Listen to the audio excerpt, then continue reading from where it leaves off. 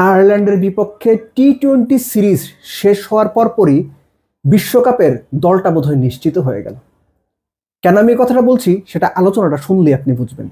Particularly 4 জন ক্রিকেটারের নাম আমি বলি: মাইদুল ইসলাম অঙ্কন, শামীম পাটোয়ারি, জাকের আলী অনিক, নুরুল হাসান সোহান। এই 4 জন থেকে 2 জন নাকি 3 জন বিশ্বকাপ স্কোয়াডে থাকবে সেটা নির্ভর করবে কন্ডিশন বিবেচনায় পেস বোলার কয়জন নেওয়া হয়। যদি 4 জন নেওয়া হয় পেস বোলার, তাহলে এখান থেকে 3 জন, আর যদি পেস বোলার 5 জন নেওয়া হয় এখান থেকে 2 জন। হিসাবটা আমি আপনাদের মিলিয়ে দিচ্ছি।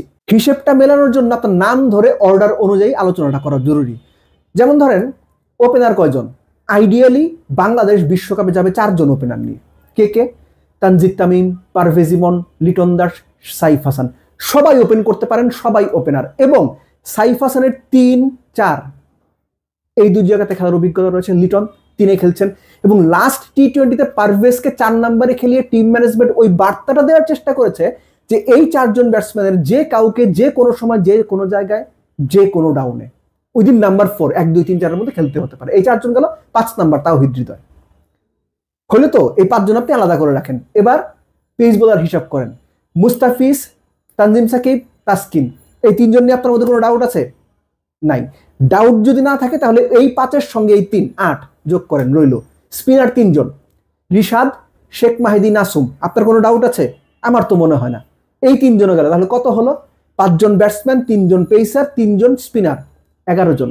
বাকি 4টা স্পট। এই 4টা স্পটের জন্য যে কন্ডিশনে খেলা, ওই কন্ডিশন বিবেচনায় বাংলাদেশ কি আরো এক্সট্রা 2 জন পেসার নিবে? এক্সট্রা 2 জন পেসারের অপশন কি কি?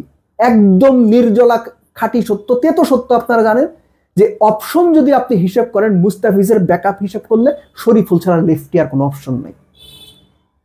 সো 4 জনের একজন যদি শরীফুল হয়, আরেকজনকে আপনি পেস বোলিং অলরাউন্ডার যদি হিসাব করেন, এই সিরিজে যেভাবে সাইফুদ্দিনকে বিভিন্ন রোলে ব্যবহার করা হলো, আমার মনে হয় সাইফুদ্দিনের একটা সম্ভাবনা আছে যদি কিনা 5 জন পেস বোলার হয়। যদি 4 জন হয় সেই ক্ষেত্রে 5 নাম্বার বোলার হিসেবে সাইফুদ্দিন বাদ পড়বেন, এটা আমার অনুমান। শরীফুল টিকে যাবেন মুস্তাফিজের ব্যাকআপ হিসেবে, লেফটি হিসাবে। সো সাইফুদ্দিন যদি না টেকেন, সেই ক্ষেত্রে ওই যে শুরুতে বলছিলাম মাইদুল অঙ্কন, শামীম পাটোয়ারি, জাকের আলী অনিক, নুরুল হাসান সোহান, এই 4 থেকে 2 জন না 3 জন। সাইফুদ্দিন যদি দলে থাকেন এদের থেকে 2 জন, সাইফুদ্দিন যদি দলে না থাকেন এদের থেকে 3 জন। কোন 3 জন? জাকের, সোহান, শামীম পাটোয়ারি। মাইদুল অঙ্কনকে আমি কেন যেন বিশ্বকাপ স্কোয়াডে দেখি না। তিনি বিশ্বকাপ স্কোয়াডে থাকবেন এটা আমার মনে হয় না। তাকে যদি বিশ্বকাপের জন্য দারুণভাবে বিবেচনা করা হতো, আয়ারল্যান্ড সিরিজে তাকে ম্যাচ খেলানো হতো। এবং এই প্রশ্নটা প্রেস কনফারেন্সে লিটনকে করা হয়েছিল। এমনকি তাকে সুযোগ করে দেওয়ার জন্য এশিয়া কাপের, ইমার্জিং এশিয়া কাপের যে ফাইনালটা হলো, সেখানে টিম ম্যানেজমেন্টের নির্দেশনা গিয়েছিল তাকে যেন খেলানো হয়। তিনি শূন্য করে সেই নির্দেশনার প্রতিদান দিয়েছেন।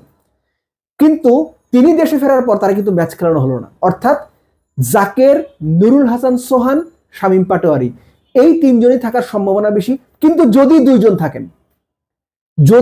থাকেন, তাহলে কি হবে? ধরলাম আমি সাইফুদ্দিনকে নিয়ে নেওয়া হয়েছে, পেস বোলিং অলরাউন্ডার অপশন হিসেবে নেওয়া হয়েছে, একটা লেফটি ব্যাটসম্যান অপশন, আমি সবকিছু মেনে নিচ্ছি। তখন কিন্তু হিসাব ঘুরে যাবে। এই কারণে আমি বারবার যে কথাটা বলার চেষ্টা করেছি, নাম্বার 2 থেকে নাম্বার 8 আপনি সাফল রিসাফল করতে পারেন। আপনি পারভেজ ইমনকে 4-এ খেলাতে পারেন, 3-এ খেলাতে পারেন, নট এ বিগ ডিল। 2 থেকে 8 পর্যন্ত আইডিয়ালি বাংলাদেশের কোনো লেফটি নাই। এই জায়গাতেই শামীম পাটোয়ারির সুযোগ, এবং ক্যাপ্টেনও সেটাই মনে করেন।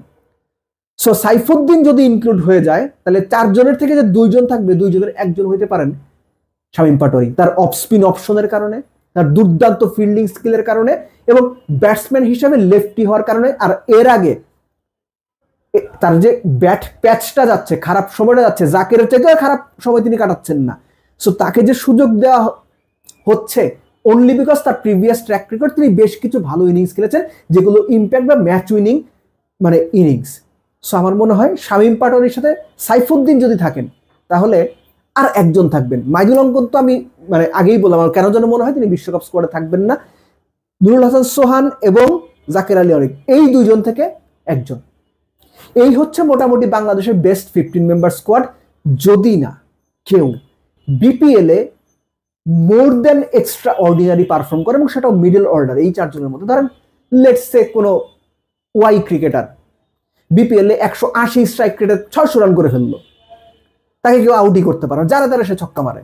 কিংবা ধরেন যে কোনো পার্টিকুলার ক্রিকেটার 6 বা 7 নাম্বারে, ধরলাম সে লেফটি, একটা কথার কথা, তার নাম ক, এই ক ক্রিকেটার ধরেন বিপিএল এ 190 স্ট্রাইক রেটে সে 450 রান করে ফেললো, প্রত্যেক 4টা-5টা ম্যাচ উইনিং খেললো।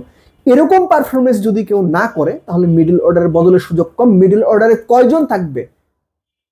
রিশাদ বলছি, আপনার মাইদুল অঙ্কন, সোহান, জাকের, শামীম, এই চারজনের কয়জন বিশ্বকাপে যাবে এটা নির্ভর করছে বাংলাদেশ কয়জন পেস বোলার নিয়ে বিশ্বকাপে যায় তার উপরে। পেস বোলার, আবারও বলছি, শেষ করছি এটা বলেই, পেস বোলার যদি 5 জন থাকে তাহলে খুব স্বাভাবিকভাবেই এখান থেকে 2 জনের বেশি সুযোগ হবে না। পেস বোলার যদি 4 জন থাকে, এই 4 জন থেকে 3 জন। So let's see. অনেক আগেই বিশ্বকাপের কথাটা বলে রাখলাম, কেননা লিটনের প্রেস কনফারেন্স শুনে আমার মনে হয়েছে তিনি মোটামুটি তার দল গুছিয়ে ফেলেছেন, এবং শেষ মুহূর্তে যদি গাজী আশরাফ লিপুর সঙ্গে তার টোকাটুকি না লাগে, তাহলে মোটামুটি এরকম একটা দলই বাংলাদেশ বিশ্বকাপে নিয়ে যাবে, এটা মোটামুটি আপনি নিশ্চিত থাকতে পারেন।